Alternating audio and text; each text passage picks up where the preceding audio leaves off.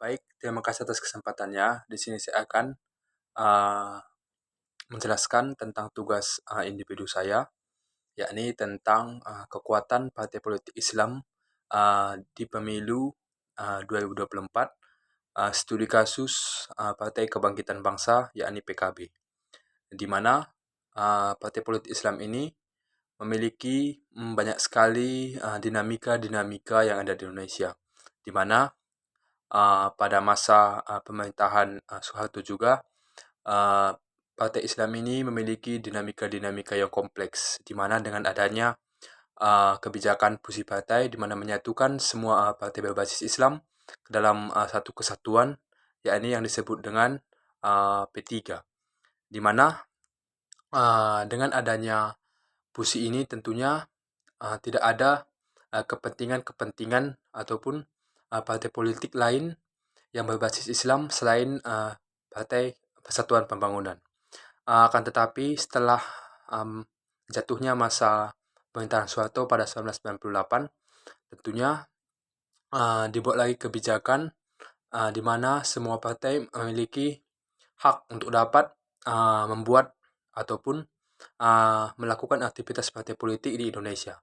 Disitulah tentunya dimulai banyak sekali partai politik itu yang muncul, di mana dalam hal ini contohnya itu Partai Kebangkitan Bangsa, PKS, yang sebelumnya disebut dengan PK atau Partai Keadilan.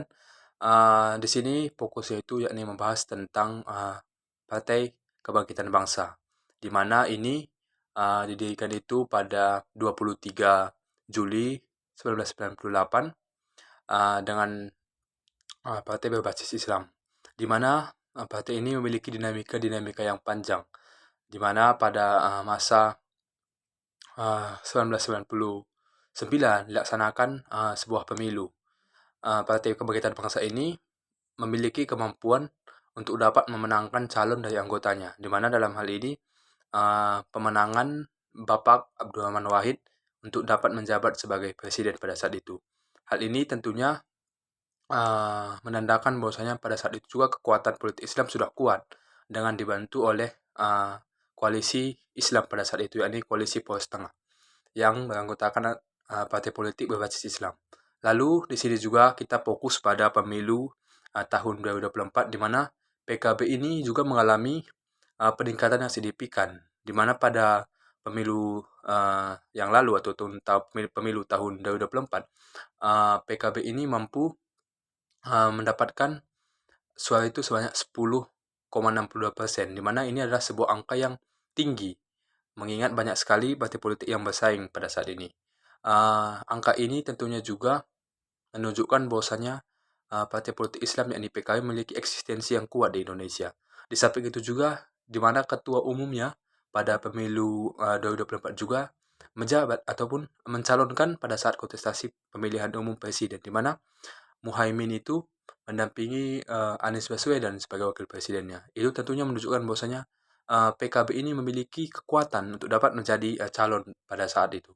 Dalam hal ini, Muhaimin menempati posisi kedua, yakni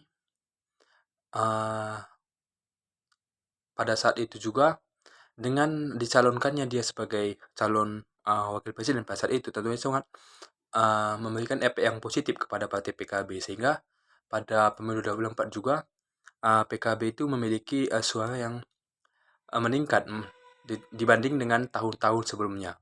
Lalu di samping kekuatan PKB ini juga, kita juga dapat meneliti tentang kekuatan politik Islam, partai politik Islam yang lain, yakni salah satunya itu P3, yang sudah lama ada di Indonesia. Akan tetapi pada pemilu silam 2024, PKB ini tidak mampu memenuhi ambang batas, sehingga tentunya P3 ini tidak mampu untuk duduk di bangku parlemen untuk pemilu tahun 2024. Sehingga tentunya dalam hal ini tentunya PKB ini adalah sebuah partai politik yang memiliki kekuatan politik yang kuat dan dapat menunjukkan konsistensinya, sehingga dapat mencapai ambang batas bahkan lebih tinggi gitu dibandingkan dengan ambang batas yang ada. Sini juga tentunya dapat disimpulkan bahwasanya kekuatan partai politik PKB itu masih ada di Indonesia dan tentunya masih diperhitungkan dalam kancah perpolitikan Indonesia. Sekian yang dapat saya sampaikan. Sekian dan terima kasih.